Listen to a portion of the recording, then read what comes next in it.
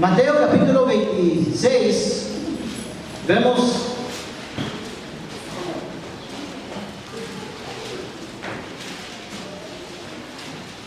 los eventos del día del arresto y de la crucifixión del Señor. Fue arrestado, de hecho, la noche anterior, llevado a la casa del sumo sacerdote, y el siguiente día fue llevado ante el gobernador. Algo importante que podemos ver en Mateo es que Jesucristo estaba completamente en control de todo. Hay que recordar siempre que a Jesucristo, vamos a hacer una pequeña pregunta, o bueno, no es una pequeña, es una gran pregunta. Realmente, ¿quién fue responsable de la muerte de Jesucristo? Si alguien le preguntara, ¿quién mató a Jesucristo? ¿Qué diría usted? Él entregó su vida. Él dio su vida. Muy bien, no cayeron en esa. Era una pregunta poquita, la verdad, como dicen, pues no tramposa, pero sí era disfrazada la pregunta, y es verdad. Jesucristo no fue matado en contra de su voluntad. Nadie pudo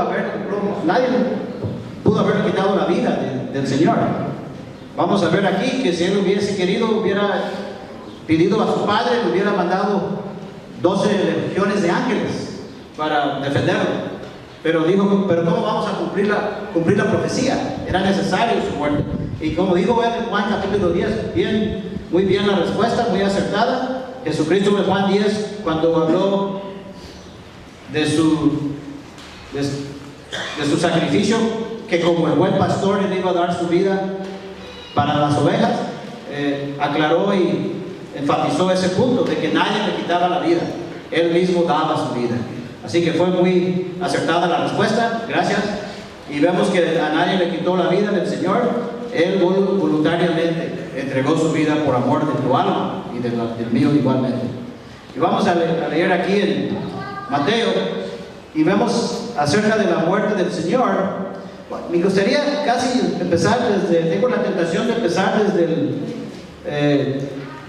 desde el 26, porque vemos que el Señor instituyó la cena del Señor en Mateo 26, cuando fue traicionado por Judas.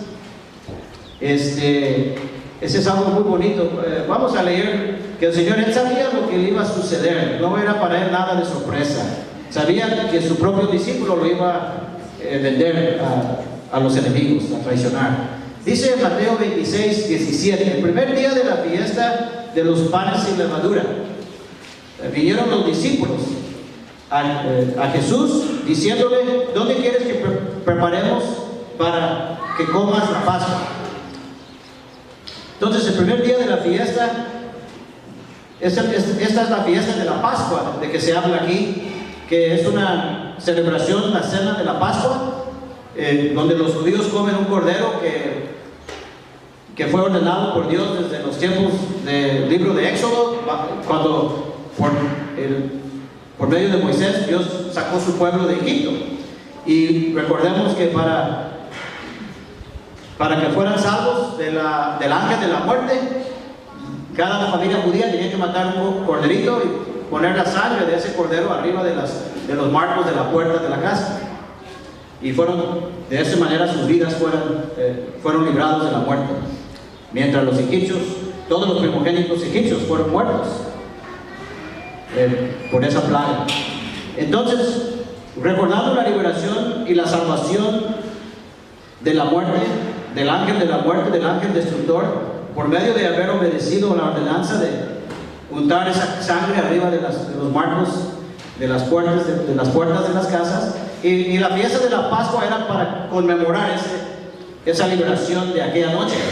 La fiesta de la Pascua era una noche de la cena, y luego seguía los 7 días de la fiesta de los panes sin levadura. Los judíos tenían que comer pan sin levadura para recordar que la noche de la Pascua era también instituida no solamente comer ese corderito, la carne de ese cordero que fue asado al fuego, también tenían que comer panes sin levadura. Entonces esa es la fiesta que... ¿Alguien sabe cuándo la Pascua judío se inicia en este año 2015? ¿Alguien sabe? ¿Aquí tenemos algún judío que observe la Pascua? ¿Cuándo es la Pascua judío para este año 2015? Mañana sábado, doctor González, como buen judío, gracias a Dios. Gracias a Dios, ¿no? Que así es, mañana sábado inicia la Pascua judía. Curiosamente, también mañana, antes de las 5 de la mañana, va a aparecer la tercera sangrienta, la luna sangrienta, que va a estar un poco color rojiza. Los que quieren ver esto, sería bueno levantarse antes de las 5 de la mañana. Yo creo que puede ser 4:30 o 20 para 5, y ahí pueden ver, debe de tener un color rojiza la luna. Y es interesante que coincida el inicio de la Pascua de 2015 con la tercera luna sangrienta de ese último ciclo, de esos 4 lunas sangrientas que iniciaron el año pasado, precisamente la Pascua del año pasado, y luego inició, el segundo sucedió en la fiesta de los tabernáculos, en hebreo es Sukkot, con lo que mencionó el doctor, las enramadas que hacían los judíos, interesante, y eso fue como en octubre del año pasado, creo, y este año, mañana viene la tercera, y en octubre viene la cuarta para completar el ciclo de esos 4 lunas sangrientas. Y muchos ven en esto, como hablamos el miércoles, la señal que mencionó el profeta Joel, en Joel 2:30 por ahí, habla de que la luna iba a oscurecerse, y la luna se iba a convertir en tinieblas, el sol en tinieblas y la luna en sangre. Y en este color rojiza, muchos ven en eso algo de cumplimiento de profecía de Joel, y también citado por Pedro en Hechos capítulo 2, el día de Pentecostés. También hay una señal en Apocalipsis, creo capítulo 6, que habla también de la luna con un color de sangre, como de sangre. Muy interesante, es algo que tenemos que tomar en cuenta. Como cristianos no podemos decir que con eso Cristo va a venir en el 2015. Si es la voluntad de Dios que Él venga, Él puede venir, nada lo puede estorbar ni impedir su venida. Tampoco podemos decir con toda seguridad que por estas lunas sangrientas es un hecho, es un 100% que Él va a venir en este año. No lo sabemos, hermanos, pero creo que al ver estas señales no es para que hagamos caso omiso. Dice la Biblia que cuando estas cosas comiencen a suceder, erguíos y levantad vuestra cabeza, porque vuestra redención está cerca. El mismo Señor nos ordenó que al ver las señales de su venida, terremotos, hambres, sequías, guerras, la maldad en aumento, debemos de levantar nuestra cabeza.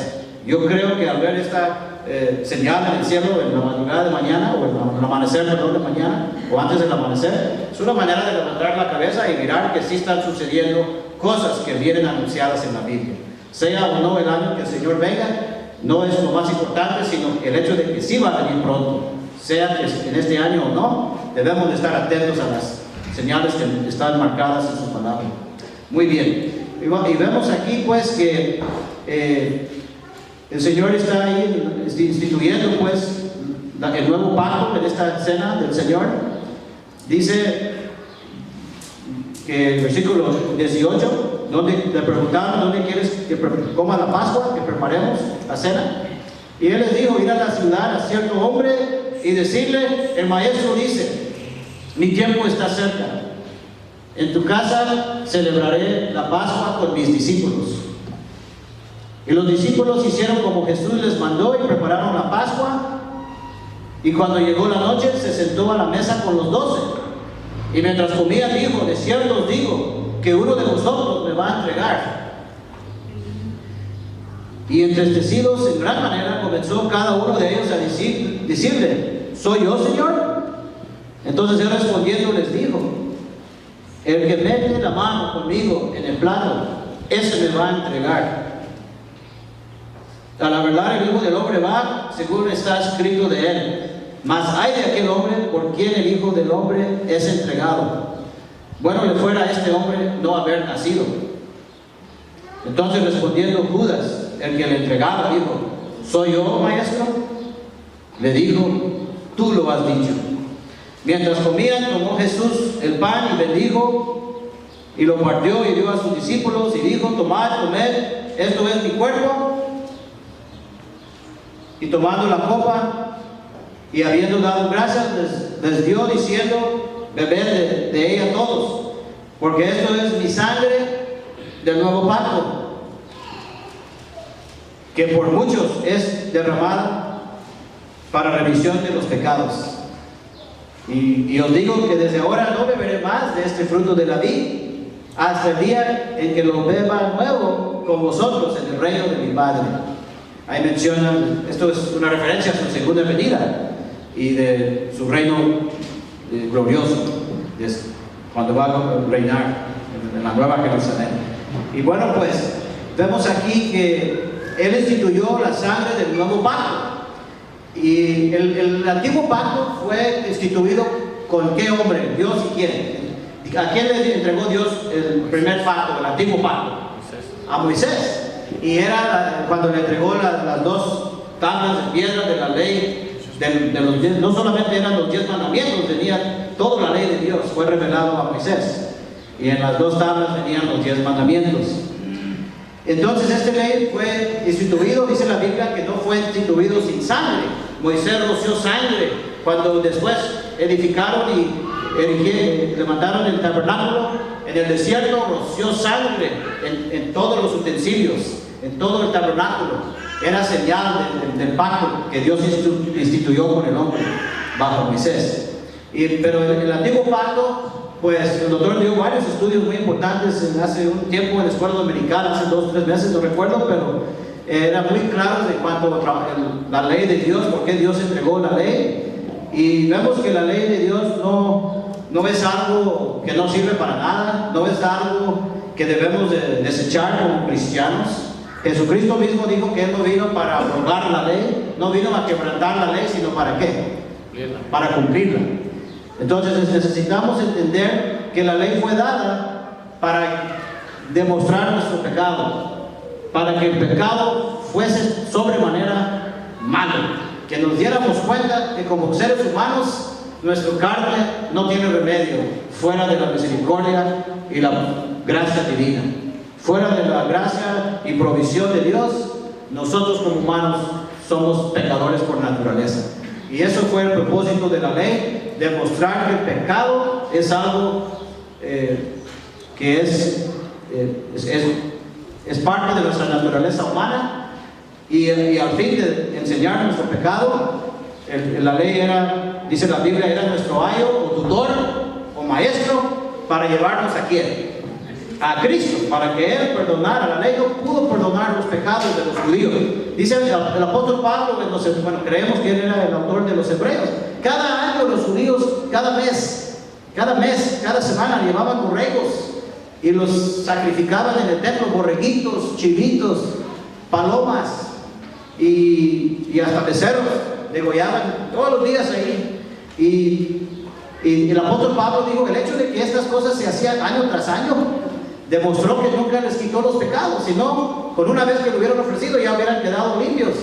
Pero el hecho de que continuamente, año tras año, llevaban animales y sacrificaban, el hecho de que lo hacían constantemente y no paraba, y siempre hubo necesidad de llevar otro animal, y cada vez que pecaban, cada vez que cometían una falta o pecado, entonces nunca pudo limpiar y perdonar el pecado de sus corazones, no pudo limpiar su alma del pecado.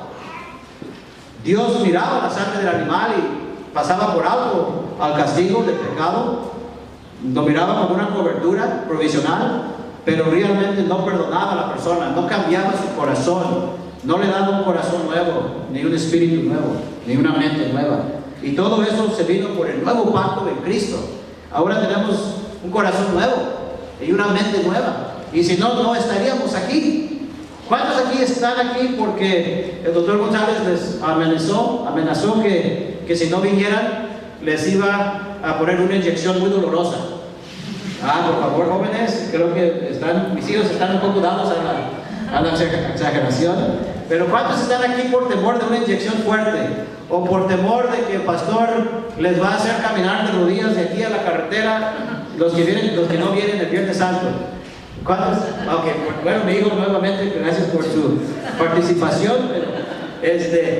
Yo creo que estamos aquí voluntariamente porque el Señor ha cambiado nuestro corazón, nos ha puesto un espíritu nuevo, una mente nueva. Yo creo que para muchos de nosotros no nos faltó la invitación de familiares, amistades. Vamos a la playa, vamos a dar un paseo. Y el día pues no estuvo tan mal. Hay otros Viernes Santos que es mucho viento exagerado y muy nublado y hasta frío, pero la verdad el día estuvo agradable. Pero sí, el hecho de que uno aguantó todo esto y puso como prioridad estar aquí es una prueba, hermanos, gracias a Dios, es una evidencia que nosotros estamos en el nuevo pacto bajo Cristo, que ahora tenemos un corazón nuevo, un espíritu nuevo, una mente nueva, y esa mente desea acercar a Dios, desea buscar a Dios y darle el primer lugar y la prioridad a Dios. Gracias a Dios. Entonces, el nuevo pacto, dice Jesús, fue hecho en su sangre. Y dice aquí en el versículo del 28, leyéndolo otra vez, el 28, porque, ¿perdón?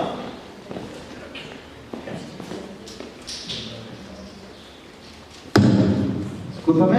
Entonces vemos en el 28, porque este es mi sangre del nuevo pacto. Jesucristo hizo todo nuevo. Dice en Apocalipsis 21, dice el Señor, he aquí yo hago nuevas todas las cosas. Y en verdad Él hace nuevas nuestras vidas. Él dice en la Biblia, de modo que si alguno está en Cristo, es una nueva criatura. Las cosas viejas ya pasaron. Y aquí todas son hechas nuevas. Todo esto, hermanos, es por el nuevo pacto en Cristo. Gracias a Dios que nuestra relación con Él no depende de una ley, de una religión. No estamos bajo las reglas de una religión.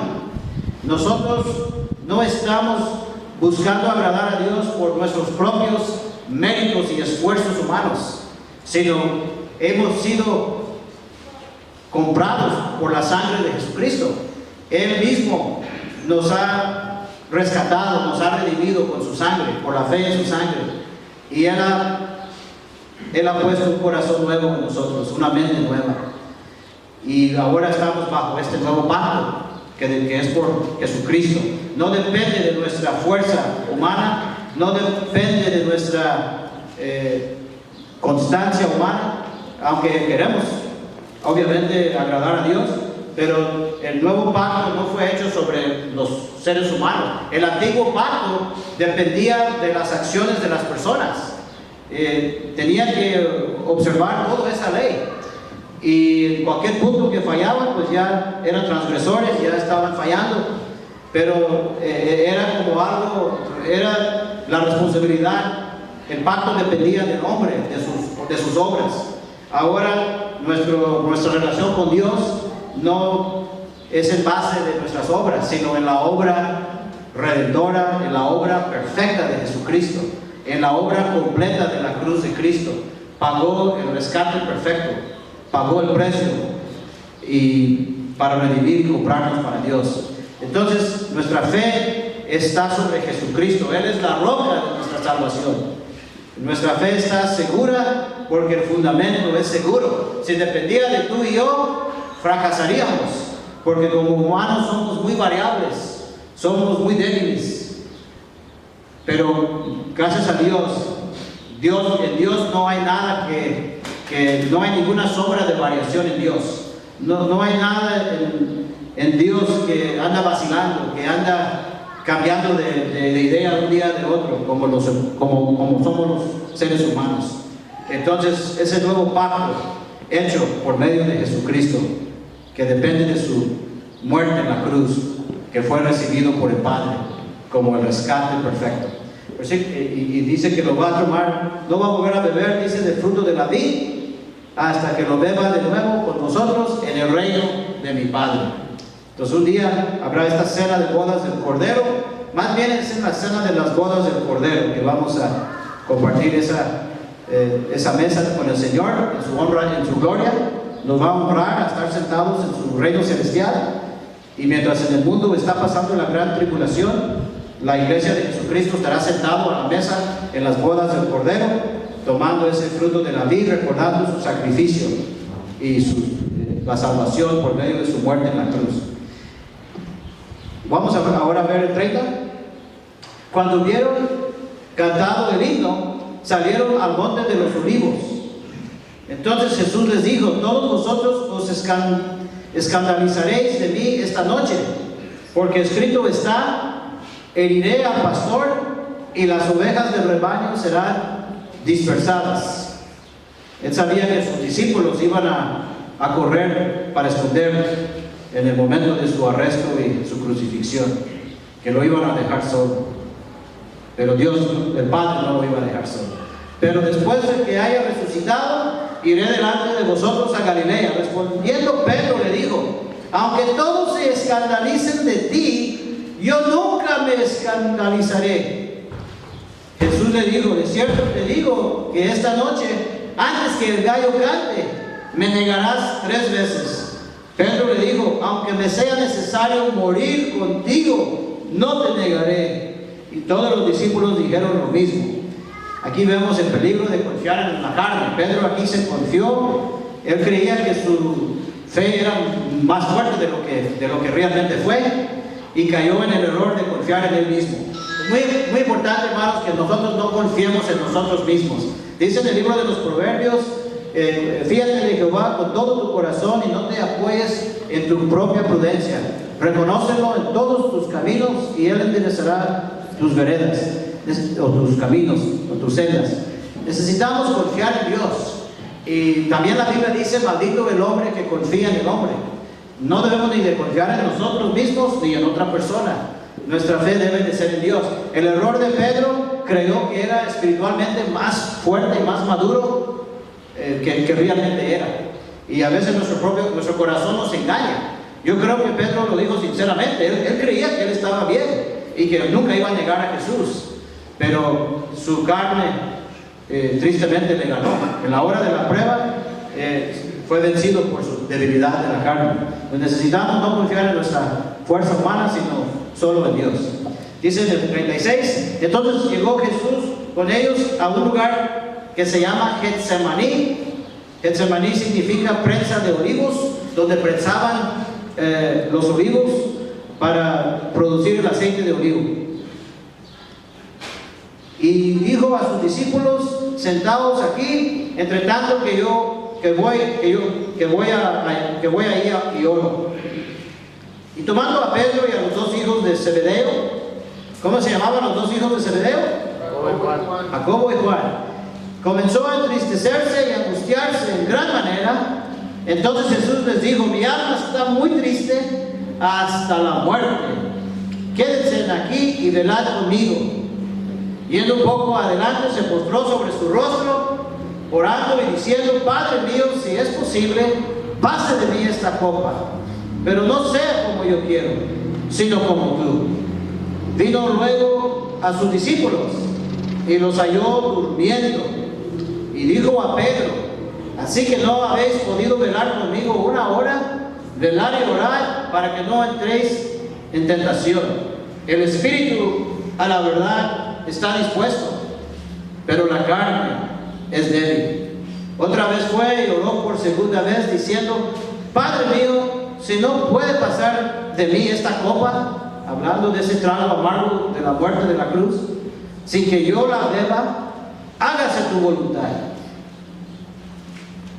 Y vino otra vez y los halló durmiendo, porque los ojos de ellos estaban cargados de sueño. Y dejándolos, se fue de nuevo y oró por tercera vez, diciendo las mismas palabras: Padre, si es necesario que yo beba esta copa, pero que no se haga mi voluntad sino la tuya. Más bien su petición fue: se podía pasar esa copa, se podía evitarla, pero que se hiciera la voluntad del Padre. Vemos en la oración de Jesús que siempre oraba según la voluntad de Dios. Es muy importante que cuando oramos no buscamos nuestra propia voluntad, sino la voluntad de Dios. A veces nosotros queremos y tenemos cierto deseo de algo o preferencia por algo, y como que queremos convencer a Dios: deme lo que te pido, Señor. Yo sé que es para bien, sé que si me lo concedes lo que te pido, lo voy a usar para tu obra, para tu gloria. Pero Dios sabe realmente lo que necesitamos, y no nos va a dar algo que nos puede ser un tropiezo o que nos puede hacer daño espiritualmente. Entonces el Señor siempre oraba según la voluntad del Padre. Aquí vemos también por qué Pedro fracasó su prueba. Pudo velar y orar como Jesús le invitó a hacer, como le pidió hacer. ¿Fue fiel en la oración y en el velar o no? No. Y al rato iba a sufrir la consecuencia de no haber velado y orado. Su carne lo iba a ganar, lo iba a vencer. Y es algo que debemos de entender también como cristianos.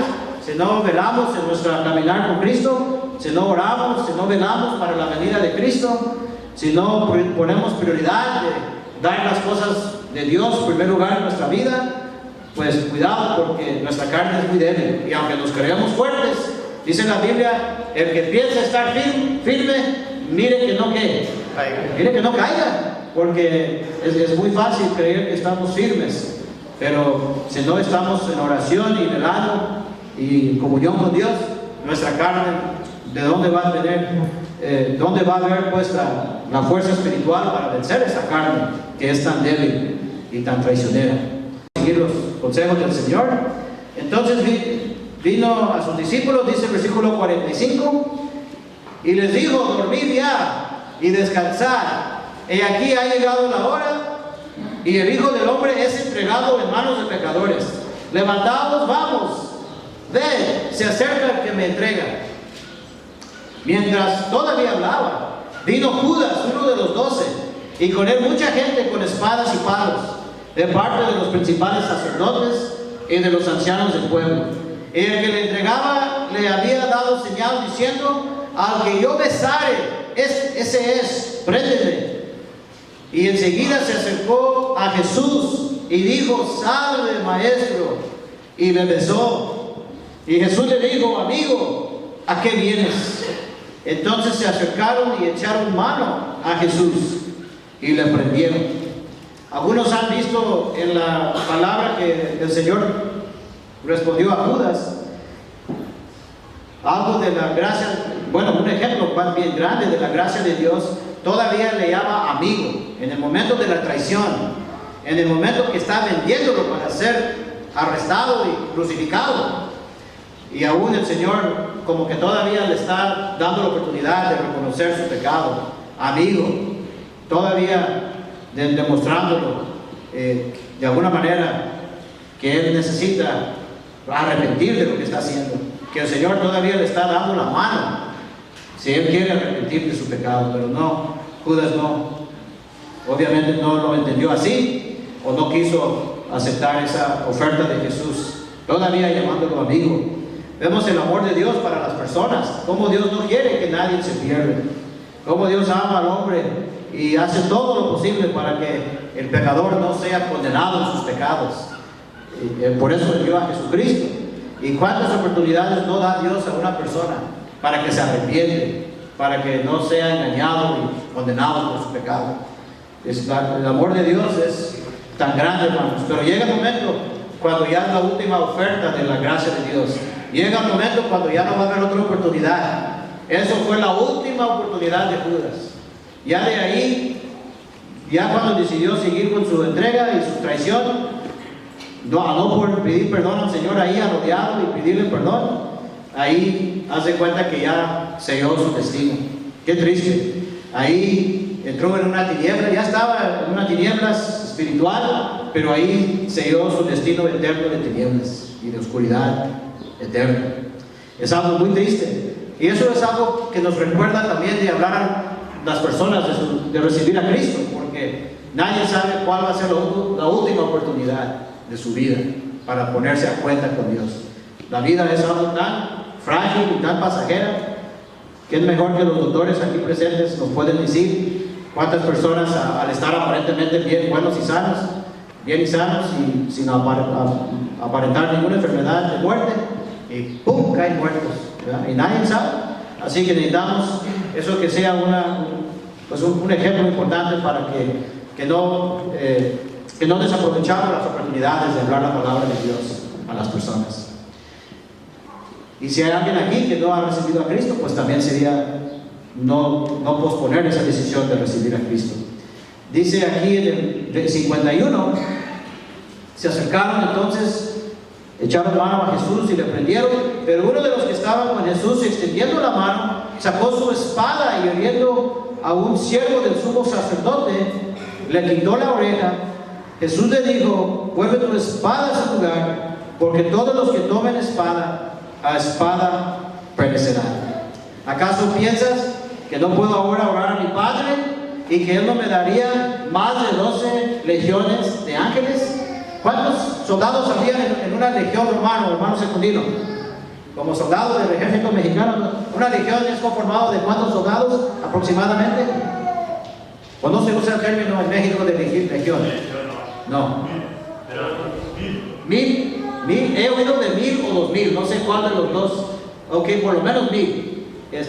Una persona un maestro una vez nos comentó que él pensó que las legiones eran de 2000, pero a lo mejor son 1000. Pero vamos a decir que no son menos de 1000. Entonces, como dice aquí, por lo menos 12,000 ángeles mínimos. Si un ángel de Dios, ¿sabes cuántos asirios mató un solo ángel de Dios en el tiempo del rey Ezequías? ¿Cuántos asirios quedaron tendidos en el campo por la espada del ángel del Señor? 185,000. Un solo ángel poderoso de Dios. Y aquí dice Jesús, si Él hubiera pedido, hasta 12,000 ángeles pudieron haber llegado. Y si son de 2,000 la legión, pues hasta de 12,000 a 24,000. Pero en otras palabras, era imposible que lo mataran si Él no estaba dispuesto a dar su vida en sacrificio. Él estaba voluntariamente entregando su vida por amor a ti y a mí, por amor a nuestras almas, como el único remedio para salvarnos de nuestros pecados. Dice en el 54: pero ¿cómo entonces se cumplirán las escrituras de que es necesario que así se haga? Era necesario, hermanos, tenía que cumplir la profecía. La palabra de Dios tiene que cumplirse. En aquella hora dijo Jesús a la gente: como contra un ladrón habéis salido con espadas y con palos para prenderme. Cada día me sentaba con vosotros enseñando en el templo y no me prendisteis. Mas todo esto sucede para que se cumplan las escrituras de los profetas. Entonces todos los discípulos, dejándolo, huyeron. Entonces cumplió lo que el Señor dijo: y era el pastor, y las ovejas, todavía no estaba herido el pastor, apenas lo estaban arrestando, el gran pastor, el buen pastor Jesucristo, pero sus discípulos huyeron como ovejas dispersadas. Vamos a ver, para terminar, la crucifixión de Cristo. No nos queda mucho tiempo, pero vamos rápido. Creo que sería muy bueno leer aquí: sentenciado a muerte después de haber sido interrogado por Pilato. Vamos a brincar a Mateo 27:15 y vamos a casi leer nada más lo que se refiere a la crucifixión en el tiempo que nos resta. Ahora bien, en el día de la fiesta acostumbraba el gobernador soltar al pueblo un preso, el que quisiese, y tenían un preso famoso llamado Barrabás. Reunidos pues ellos, les dijo Pilato: ¿a quién queréis que os suelte? ¿A Barrabás o a Jesús llamado el Cristo? Curiosamente, el nombre de Barrabás significa hijo del Padre. Aquí tenemos algo muy interesante: el Hijo de Dios, Jesucristo, y un famoso preso homicidio llamado Barrabás, que también se puede traducir su nombre, hijo del Padre. Qué curioso que Satanás siempre quiere imitar a Dios. Y Jesucristo dijo a los judíos en Juan capítulo 5 que yo he venido en el nombre de mi Padre y no me reciben. Si otro viniera en su propio nombre, a él sí lo van a recibir. Es curioso, él habló esa profecía, creo, del anticristo, de que Jesucristo vino al pueblo de Israel en el nombre de su Padre y no lo recibieron. El anticristo, cuando se ofrece al mundo y a Israel como su salvador de paz, a él sí lo van a recibir. Va a engañar a Israel por la primera mitad de los 7 años de la tribulación. Entonces aquí vemos creo que Barrabás aquí prefigura el anticristo, que la gente van a escoger en lugar de Cristo. Y curiosamente su nombre se traduce hijo del Padre. Obviamente, ¿quién era el padre de él? ¿De qué padre era hijo? De Satanás. ¿Qué dijo a los judíos que le querían matar? Vosotros son de vuestro padre, ¿quién? Diablo. Son hijos del diablo, hermanos. La gente que rechaza a Cristo y sigue aferrado a su pecado, no, la Biblia lo llaman hijos del diablo. Toda la gente que no es salvo por Cristo son hijos del diablo. Y solamente por la fe en Cristo podemos ser adoptados hijos de Dios. 18. Porque sabía que por envidia lo habían entregado. Mira vemos aquí qué tan pues Pilato, el gobernador Pilato, no lo engañaron los líderes judíos. No era un hombre sin experiencia y sin conocimiento política. Pilato sabía que por envidia le habían entregado, no por otra cosa, no por ningún delito ni crimen digno de muerte. Y estando él sentado en el tribunal, su mujer le mandó decir, la mujer de Pilato: no tengas nada que ver con ese justo, porque hoy he padecido mucho en sueños por causa de él. Yo creo que Dios habló a Pilato por medio de su esposa y le dijo: no te vas a meter en contra de ese hombre, no vayas a ser cómplice de su muerte, porque he sufrido muchas cosas en sueños por causa de él. De alguna manera el Señor estaba revelándose a la mujer de Pilato quién era, que Jesucristo era el santo e inocente Hijo de Dios. Pero los principales sacerdotes y los ancianos persuadieron a la multitud que pidiese a Barrabás y que Jesús fuese muerto. Y respondiendo el gobernador les dijo: ¿a cuál de los dos queréis que os suelte? Ellos dijeron: a Barrabás. Pilato les dijo: ¿qué pues haré de Jesús llamado el Cristo? Todos le dijeron: sea crucificado. Y el gobernador les dijo: pues qué mal ha hecho. Pero ellos gritaron aún más diciendo: sea crucificado. Viendo Pilato que nada adelantaba, sino que se hacía más alboroto, tomó agua y se lavó las manos delante del pueblo, diciendo: inocente soy yo de la sangre de este justo. Ahí vosotros, o allá vosotros, perdón.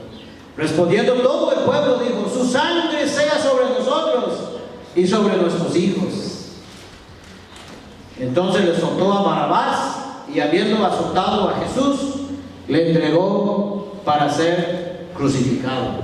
Aquí también vemos a Pilato sellando su destino también, creo, lo más seguro, que tuvo la oportunidad de no ser cómplice en la muerte del Señor, aunque era la profecía, era la voluntad de Dios, y Jesús mismo estaba voluntariamente yendo a la cruz para ofrecer su vida en sacrificio por el pecado. Sin embargo, Pilato tuvo la oportunidad de no haber sido cómplice en eso con los judíos. Quiso lavar las manos, en símbolo de inocencia, pero en realidad nadie se puede lavar sus manos de Jesús. A querer hacer esto es decir que no creo en Él, no lo recibo. Nadie puede decir: yo voy a quedar neutral con respecto de Jesús. Dice Jesucristo: el que no está conmigo, contra mí es, y el que conmigo no recoge, ¿qué hace? Desparrama, hermanos. No podemos ser neutrales con la persona de Jesucristo. O estamos por Él. Todo el que no está conmigo, contra mí es, contra mí está. Entonces no podemos lavar las manos o decir: no voy a estar ni pro ni contra. Yo neutral. No, o estamos por Él o estamos en contra de Él. Si no estamos recogiendo con Él, dice la Biblia que estamos desparramando. Y dice en el 27: entonces los soldados del gobernador llevaron a Jesús al pretorio y reunieron alrededor de él a toda la compañía, y desnudándole le echaron encima un manto de escarlata y pusieron sobre su cabeza una corona tejida de espinas y una caña en su mano derecha como un cetro. e hincando la rodilla delante de él, le escarnecían diciendo: salve, rey de los judíos, y escupiéndole, tomaban la caña y le golpeaban en la cabeza. Después de haberle escarnecido, le quitaron el manto y le pusieron sus vestidos y le llevaron para ser crucificado, para crucificarle. Cuando salían, hallaron a un hombre de Cirene que se llamaba Simón.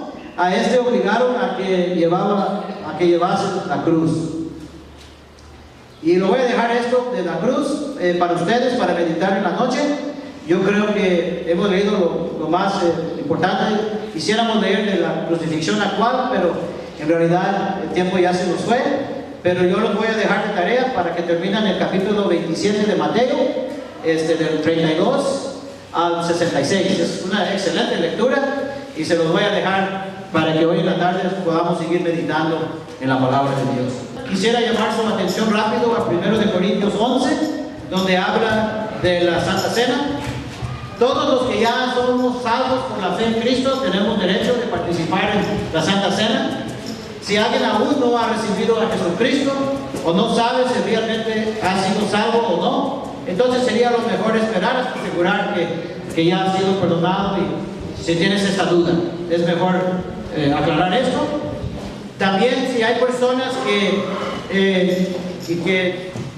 están viviendo en unión libre, sé que hay personas que son nuevos en Cristo y gloria a Dios que Dios está obrando en ustedes, pero es necesario primero arreglar esta situación por el matrimonio de civil. Así que los que no están en este momento legalmente unidos en su relación de matrimonio, vamos a pedir que se permanecen también sentados. Y lo decimos en el amor de Cristo, y el deseo es que Dios obre para que sigan arreglando esas situaciones. Vamos a orar. Vamos a orar primero. Padre, gracias te damos por tu palabra. Ayúdanos a tomar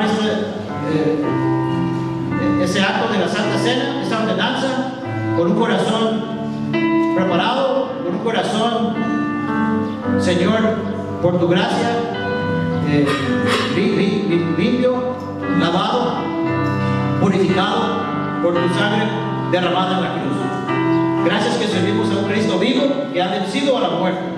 Pero gracias, Señor, por el rescate que tú pagaste por amor a nuestras almas, para salvarnos de nuestros pecados y para darnos la vida eterna.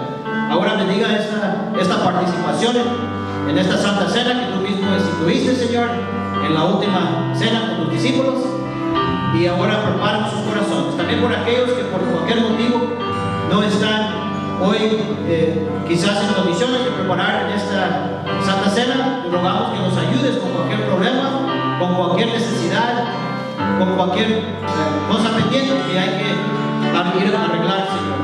Yo te pido que tú les des tu gracia, tu fortaleza y tu ayuda para arreglar estas circunstancias y situaciones, para que todos podamos tomar y participar unidos con un solo corazón y con la plena bendición y presencia tuya. En el nombre de Jesús. Amén. Pónganse de pie, por favor, los que van a participar de la Santa Cena.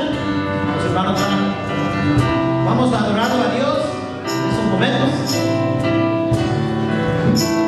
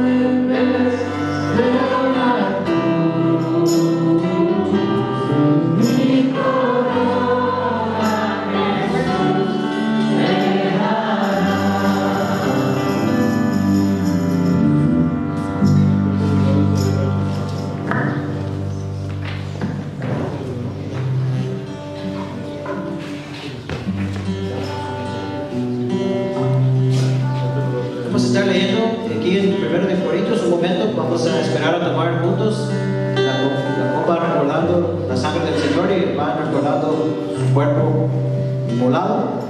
Vamos a leer aquí en 1 Corintios, mientras, en capítulo 11, versos 27 en adelante, de manera que cualquiera que comiere este pan o bebiere esta copa del Señor indignamente, será culpado del cuerpo y de la sangre del Señor. Por tanto, pruébase cada uno a sí mismo, y coma así del pan y beba así de la copa. Porque el que come y bebe indignamente, sin discernir el cuerpo del Señor, juicio come y bebe para sí. Por lo cual hay muchos enfermos y debilitados entre vosotros, y muchos duermen. Si pues nos examinásemos a nosotros mismos, no seríamos juzgados. Mas siendo juzgados, somos castigados por el Señor, para que no seamos condenados con el mundo. Padre, tu palabra es muy clara que debemos de probarnos y examinarnos a participar en esta ordenanza tuya tan santa, tan seria, Señor, tan sublime, tan gloriosa, porque tú has vencido a la muerte, y recordamos tu sacrificio y el rescate, pudiendo haber llamado más de 12 legiones de ángeles para salvarte de la cruz, pero por amor a nuestras almas, tú dijiste que nadie te quitaba tu vida, Señor. Tú de tu propia voluntad la ponías, la ofrecías por amor al Padre y por amor a nosotros, para salvarnos de nuestros pecados. Gracias por tan gran amor, porque tú no quieres que nadie se pierda, sino que todos vengamos al arrepentimiento. Si hay alguien que aún no te ha recibido su corazón, que tu Espíritu Santo les haga ver cuánto los amas, qué tan gran rescate pagaste para salvar sus almas. Y si alguien aquí necesita recibir a Cristo, dígale en ese momento, dígale en tu corazón y en tu mente, dígale: Señor Jesucristo, gracias por tu sacrificio glorioso, gracias por tu rescate precioso para salvar mi alma. Me arrepiento de mis pecados, confieso que soy un pecador y que Jesucristo es mi Señor, y creo en mi corazón que Dios Padre te levantó de los muertos, Señor Jesús, y sé que tú has perdonado mis pecados con tu sacrificio, y ahora yo recibo a Jesucristo, te recibo, Señor, como mi único Señor y Salvador de mi vida. Padre, bendiga a alguien que en ese día te ha recibido por primera vez, y ahora bendíganos a participar en esa ordenanza. Purifica nuestras mentes y corazones. Perdónanos, Señor, si en algo te hemos fallado, algo conscientemente o inconscientemente, pero que tú nos purifiques constantemente. Gracias que este sangre del nuevo pacto es la base de nuestro acercamiento a Dios y nuestra entrada al cielo. Gracias porque no depende de nosotros, sino depende de Jesucristo, porque Él es el autor del nuevo pacto. Y gracias, Señor, que tú eres nuestro Señor y Salvador eterno, y tú eres el que nos guardarás sin caer, porque tú eres fuerte para guardarnos, Señor. Gracias por ser nuestro gran Dios y Salvador, en el nombre de Jesús. Amén. Porque yo recibí del Señor lo que también os he enseñado, que el Señor Jesús, la noche que fue entregado, tomó pan, y habiendo dado gracias, lo partió y dijo: tomad y comed, esto es mi cuerpo, que por vosotros es partido. Hacer esto en memoria de mí. Tomamos el pan recordando el cuerpo de Cristo entregado a la cruz por nosotros.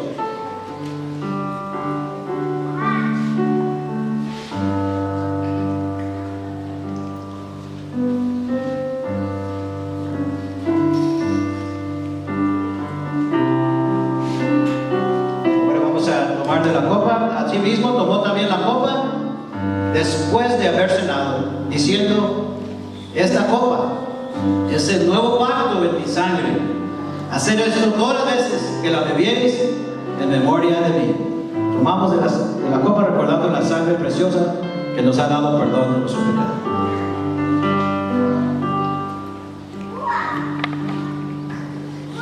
Oramos. Señor, te damos gracias en este día tan especial, Señor. Este viernes, Señor, que tradicionalmente se le llama Viernes Santo, Señor, porque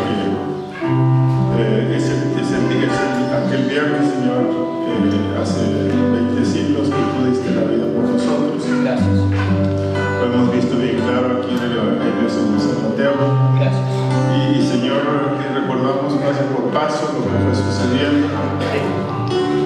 Y tristeza, Señor, qué lástima que ahorita en la actualidad hasta haya presentaciones de Jesús caminando por las calles con el madero en la espalda y haya comedias y haya tantas fiestas, Señor, que celebran muchas ciudades, muchos pueblos, muchas religiones raras.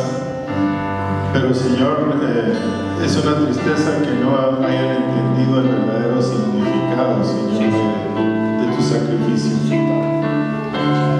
Y, Señor, pues estamos aquí, este grupo de tus hijos, salvos por la sangre de Jesucristo, que hemos sido justificados por gracia, y no por una cosa que nosotros pudiéramos haber hecho, sino por tu sangre preciosa. Reconocemos, Señor, en todo el sacrificio que hiciste. Un día como este, Señor, hace 2000 años, como tu cuerpo fue quebrantado, como fue escupido, como fue golpeado, como fue vejado, como fue azotado, clavado en una cruz, Señor, por nosotros. Gracias. Y gracias, Señor, porque eres el triunfador. Amén. Y es un viernes triste quizá para la cristiandad, pero de gozo, Señor, porque ya tú ya estás resucitado. Y es un recordatorio en esta hora, Señor, que podemos hacer, porque reconocemos, Señor, la bendición, la alegría, el gozo de la salvación por medio de Cristo. Gracias, Señor, por ese cuerpo que fue inmolado, por la sangre que derramaste por nosotros, en el nombre de Jesús.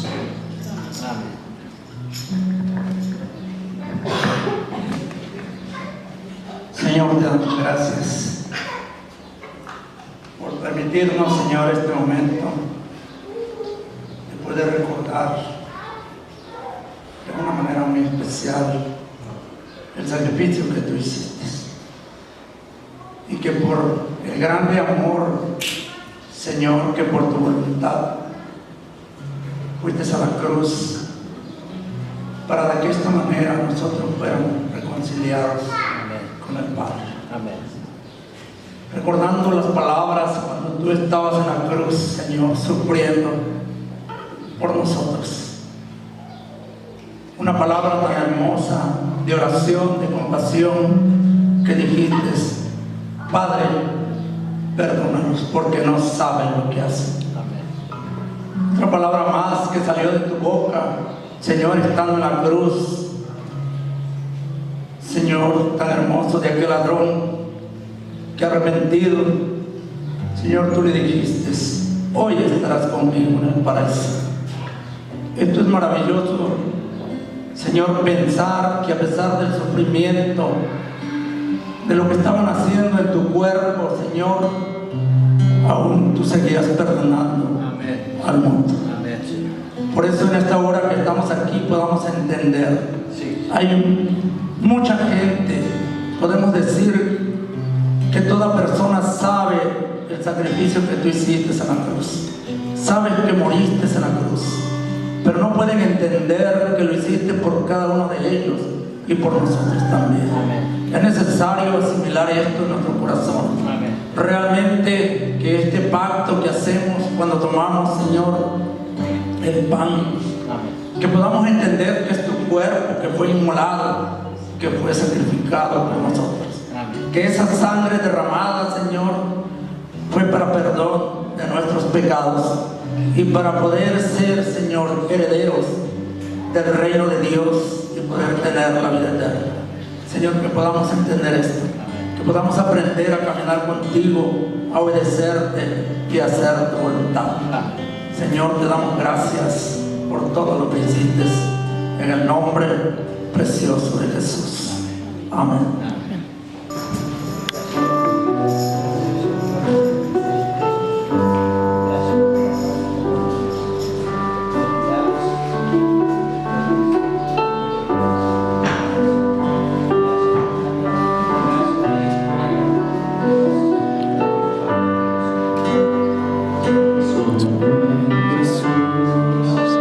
Está mi fe, mi esperanza.